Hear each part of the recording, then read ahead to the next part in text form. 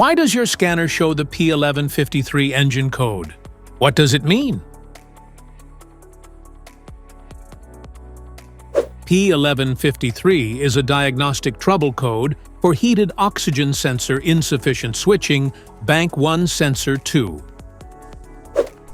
This engine code indicates that the fuel control is shifted lean, which means there is too much air and not enough fuel.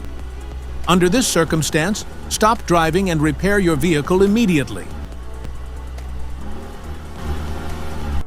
So what causes this imbalance here are the most common culprits. This error could be caused by these possible faults in your car. Faulty oxygen sensor, fuel system issues, exhaust leaks, damaged sensor wiring, engine management issues. Each DTC code corresponds to a specific issue in your vehicle.